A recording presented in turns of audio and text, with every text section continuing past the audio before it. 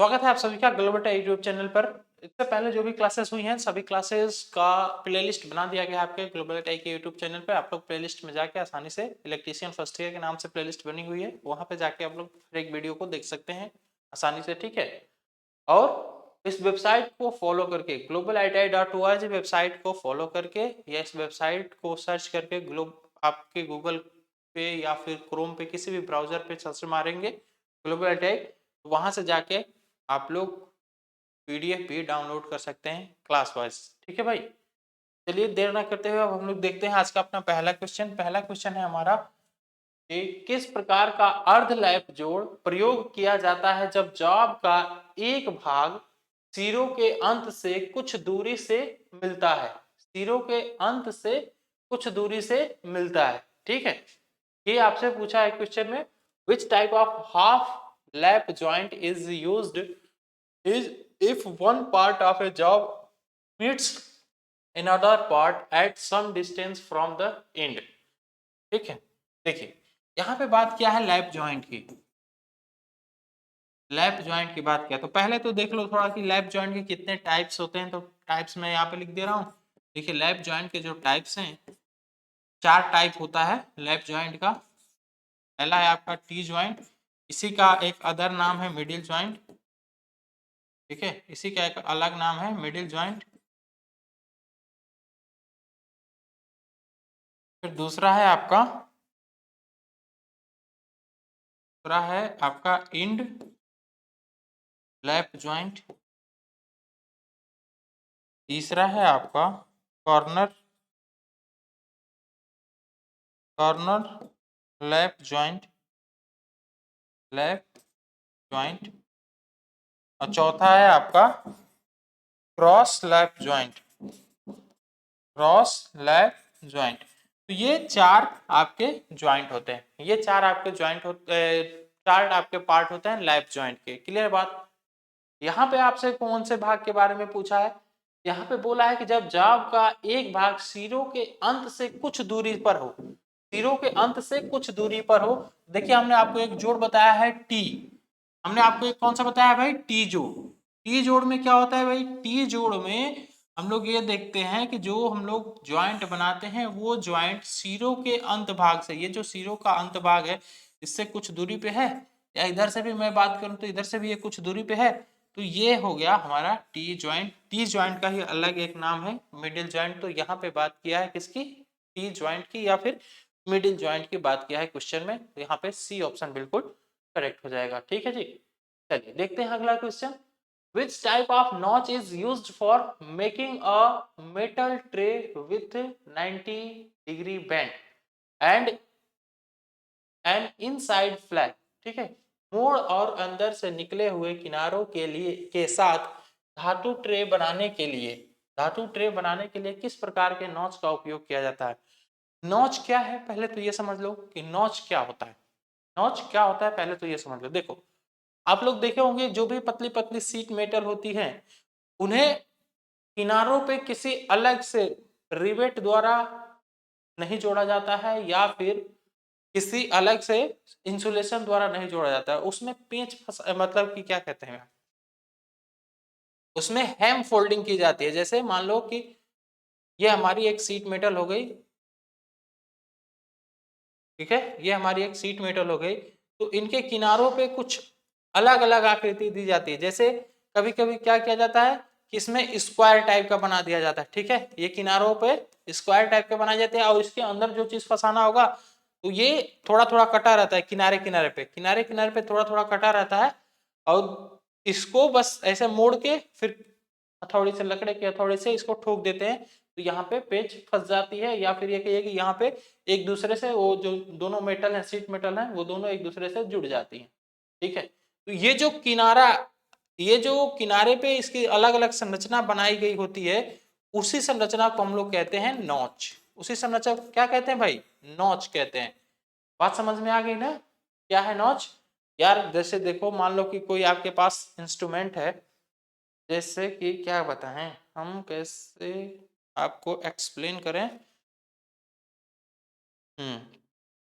देखिए मैं थोड़ा सा बताने का आपको प्रयास करता हूँ, मैं देख रहा हूँ कि कुछ मिल जाए। हाँ, मिला मिला मिला मिला मिल गया हमको। देखिए एक बार यहाँ पे ध्यान से देखिए। देखिए जैसे ये चीज आपको दिख रहा होगा, ये ऐसे तो पूरा प्लेन है, ये ऐसे पूरा प्लेन है, लेकिन किनारों पे देखिए ये थोड़ा सा ये उठा दिया गया है। ये किनारों पे थोड़ा सा उठाया गया है, इसको इस साइड भी उठाया गया है, इस साइड थोड़ी सी अलग संरचना है। ये जो उठाया गया होता है ना, तो ये जो पतली सीट मेटल्स होती हैं उस पे ये किनारे किनारे पे काट दिया जाता है, और इससे दूसरे सीट मेटल को जोड़ने के लिए बस इसको ऐसे मोड़ के हम लोग हथौड़े से ठोक देते हैं।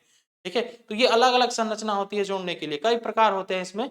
तो उस वो 4 प्रकार होते हैं और चारों प्रकार के नाम यहाँ पे दिया हुआ है। ठीक है, यहाँ पे जब हम लोग को 90 डिग्री पे जोड़ना होता है तो उसमें हम लोग वी नॉच यूज कर लेते हैं, और बाकी स्लैट नॉच, स्क्वायर नॉच और स्ट्रेट नॉच, ये 3 आपके और भी नॉच हैं। तो टोटल आपको कितने नॉच के बारे में पढ़ना है? 4 नॉच के बारे में पढ़ना है। और यहाँ पे बात किया है 90 डिग्री या फिर मोड़ के लिए, तो ये यहाँ पे ऑप्शन आपका बी नॉच बिल्कुल करेक्ट हो जाएगा। उम्मीद है कि आपको नॉच समझ में आ गया होगा।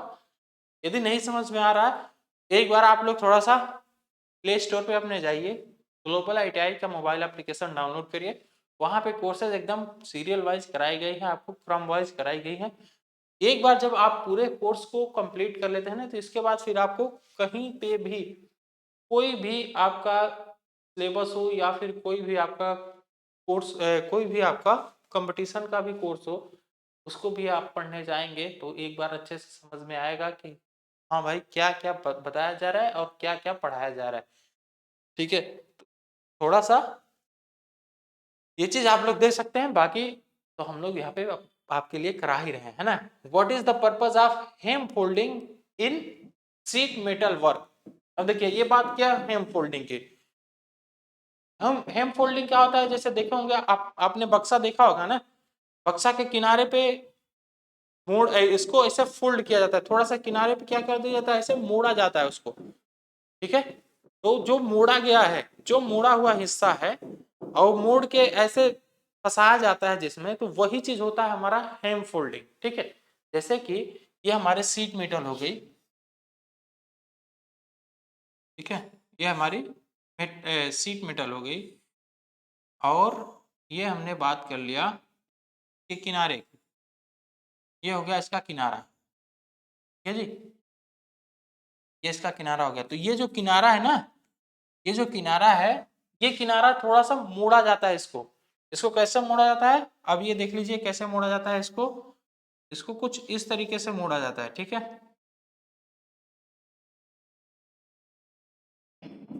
ये कुछ इस तरीके से मोड़ा जाता है और मोड़ के फंसाया जाता है फिर अगले वाले से। हमने अभी आपको बताया ना कि जो मोड़ा जाता है वो तो कहला गया नॉच, जो केवल मोड़ा गया वो तो हो गया नॉच, जो फंसाया जाता है वो चीज होता है हमारा हेम फोल्डिंग। ठीक है, ये तो ऐसे मोड़ दिया गया है, ये एक बार मोड़ा जा सकता है या फिर 2 बार भी मोड़ा जा सकता है। तो जब 2 बार इसको मोड़ा जाता है तो उसको बोला जाता है डबल डबल हेम फोल्डिंग। ठीक है, जब सिंगल एक बार केवल मोड़ा जाएगा तो उसको कहा जाएगा सिंगल हेम फोल्डिंग। देखो ये कुछ इस तरीके का है और ये कुछ इस तरीके का है, तो ये जो दोनों सीट मेटल है जब ऐसे फंस जाती है ना, तो फिर ये एक दूसरे से निकलती नहीं है, बस ऐसे फोल्डिंग करके एक रिवेट मार दिया जाता है, या फिर ऐसे छोड़ भी देंगे तो वो छोड़ेगा नहीं, वो वहां से निकलेगा नहीं। ठीक है, तो ये काम होता है आपका हेम फोल्डिंग का।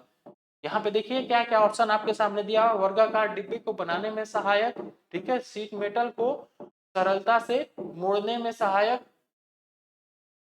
काटने के बाद खुरदरे किनारे बनने से रोकता है, सीट मेटल को क्षति से बचाना है, सीट मेटल को क्षति से बचाना है। तो देखिए ये किनारे पे मोड़ा भी इसीलिए जाता है कि ये थोड़ा सा क्षति से बचाए और एक दूसरे से अटैचमेंट मजबूत रखे। ठीक है, तो यहाँ पे ऑप्शन डी बिल्कुल करेक्ट हो जाएगा, सीट मेटल को क्षति से बचाने के। ठीक है, सीट मेटल को क्षति से बचाने के लिए, और ये किनारे पे ऐसे मोड़ा क्यों जाता है, उसको मजबूत बनाने के लिए, क्योंकि भाई जो टीन का डब्बा होता है ना वो किनारे किनारे से ही फटने लगता है। जैसे आप लोग देखे होंगे सरसों तेल का पहले जो टीन का डब्बा आता था वो ऊपर फट जाता है किनारे किनारे पे, जब उससे ज्यादा आप लोग वर्क लेने लगते तो एकदम फट जाता है।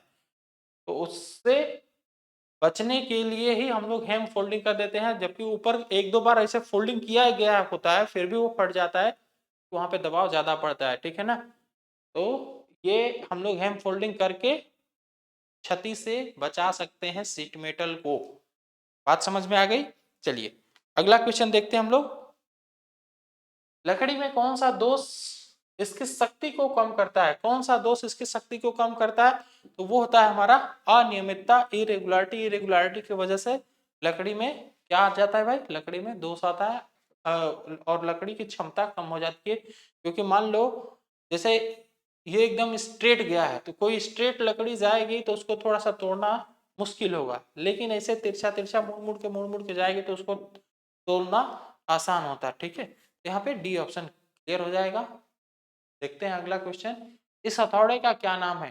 देखो भाई, जब भी हथौड़ा आए आपको और बीच में दिख जाए, बीच में ये कटा हुआ हो, बीच में ये कटा हुआ हो, दोनों किनारे पे ऐसे कोना टाइप का ऐसे ऐसे निकला हुआ हो, तो वो बन जाता है हमारा क्ला हैमर। क्या बन जाता है वो बन जाता है हमारा क्ला हैमर, ठीक है। तो यहाँ पे ए ऑप्शन बिल्कुल करेक्ट हो जाएगा। बॉल पिन हैमर में क्या होगा, यहाँ पे ऐसे गोल बना रहेगा बॉल पिन हैमर में, ठीक है। क्रॉस पिन हैमर में क्या होता है, क्रॉस पिन हैमर में जो हमारा आई वोल्ट होता है, जो हमारा आई होता है, आई बोले तो मतलब जिसमें हम लोग बेत लगाते हैं, जिसमें हम लोग बेत लगाते हैं उसके 90 डिग्री पे, उसके 90 डिग्री पे उसके ऊपर वाला जो पिन होता है, ऊपर वाला पिन वो उसके 90 डिग्री पे होता है और ऐसे क्रॉस होता है, ठीक है। क्रॉस में होता है, इस वजह से उसको हम लोग क्रॉस पिन हैमर कर देते हैं। और जब उसके स्ट्रेट में होता है, जब उसके सीधा में जैसे बेत लगा हुआ है एकदम उसी डायरेक्शन में उसका पिन भी बना हो, तो वो हो जाता है हमारा स्ट्रेट पिन हैमर, ठीक। चलिए देखते हैं अगला क्वेश्चन। गलत सीजनिंग के कारण लकड़ी में कौन सा दोष उत्पन्न होता है। गलत सीजनिंग के कारण लकड़ी में कौन सा दोष उत्पन्न होता है, ठीक है। तो गलत सीजनिंग के कारण लकड़ी में भाई कपिंग कपिंग दोष उत्पन्न होता है। नेक्स्ट देखते हैं हम लोग कि जस्ते सीड पाइप में एक्स के रूप में, यहाँ पे जो एक्स के रूप में यहाँ पे दिखाया गया है, इसका नाम क्या है, ठीक है। इसका नाम क्या है, ये चीज आपसे पूछा है। देखिए ये एक जो ऊपर वाला हिस्सा दिखाया गया है इसका नाम अलग है, ठीक है। ये जो नीचे वाला हिस्सा दिखाया गया है इसका नाम अलग है, और एक यहाँ पे है, एक यहाँ पे हिस्सा है, इसका भी नाम अलग है, ठीक है। तो यहाँ पे टोटल 3 पॉइंट बनते हैं। टोटल कितने पॉइंट बनते हैं, 3 पॉइंट बनते हैं। चलिए मैं तीनों का नाम आपको बता दे रहा हूँ। पहले एक बार थोड़ा आप अपने से प्रयास करिए कि उसका नाम क्या है। देखो दो नाम को तो यहाँ पे दिया हुआ है, एक टैपर्ड मेल दिया हुआ है और एक पैरेलल फीमेल दिया हुआ है। ये दो नाम तो आपको दिया हुआ है, एक तीसरा नाम आपको देखना है, तीसरा नाम कौन सा है।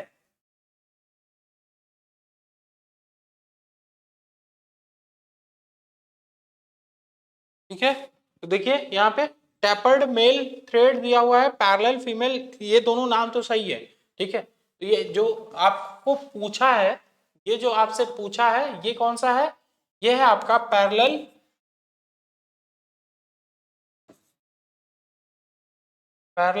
फीमेल थ्रेड, ठीक है, पैरेलल फीमेल थ्रेड।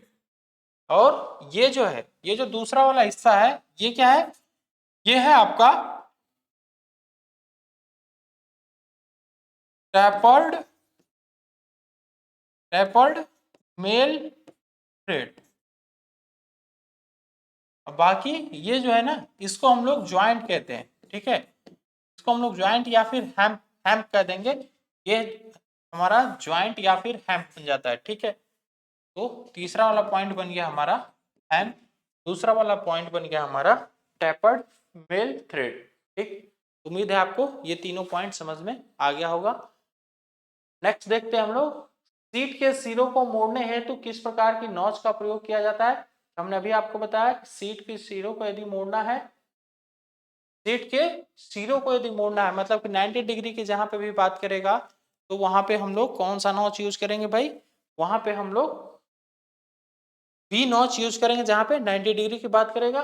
और जहां पे बात करेगा कैसे मोड़ना है यार, सीट सीट के सिरों को मोड़ने के लिए, यदि सीट के सिरों को मोड़ना है तो वहां पे हम लोग स्ट्रेट नॉच यूज करेंगे।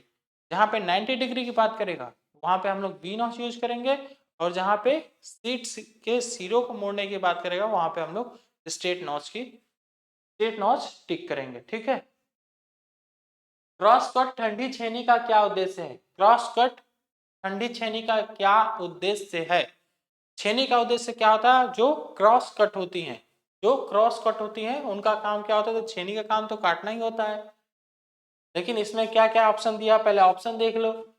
कीवेज काटने के लिए, ठीक है, वक्राकार नलिया काटना, या फिर सामग्री को कोनों पर चौकोर करने में, या बड़ी चौड़ी सतह से धातु निकालना, बड़ी चौड़ी सतह से धातु निकालना।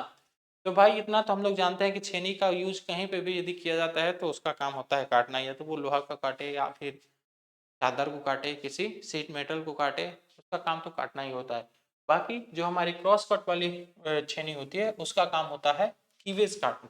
ठीक है, कीवेज काटना, बस इतना याद रखिए कि जो क्रॉस कट की छेनी होगी वो उसका यूज हम लोग कीवेज काटने के लिए करते हैं। देखो ये 900 नहीं लिखा हुआ है, ये 90 डिग्री लिखा हुआ है। ठीक है ना, ये लिखा हुआ है 90 डिग्री, ये थोड़ा सा हिंदी में ठीक है। 90 डिग्री मोड़ने हेतु किस प्रकार के नॉच का प्रयोग किया जाता है? तो ये तो हमने अभी आपको कुछ देर पहले ही बताया है कि 90 डिग्री मोड़ने के लिए हम लोग कौन सा नॉच का यूज करते हैं मेरे भाई? 90 डिग्री के लिए हम लोग वी नॉच का यूज करते हैं। इसमें तो किसी को कोई कंफ्यूजन नहीं होना चाहिए। चलिए नेक्स्ट देखते हैं हम लोग। लकड़ी की आंतरिक कटिंग के लिए किस प्रकार की वक्र कटिंग दस्ती आरी का प्रयोग किया जाता है? अब देखो, लकड़ी की यदि आंतरिक इंटरनल कटिंग करनी है, लकड़ी की यदि इंटरनल कटिंग करनी है तो वहां पे हम लोग को किस प्रकार की आरी का यूज करना होगा? क्या हम लोग कंपास आरी यूज करेंगे या फिर की होल आरी यूज करेंगे? जी हाँ, बिल्कुल की होल आरी ही यूज किया जाता है इंटरनल कटिंग के लिए।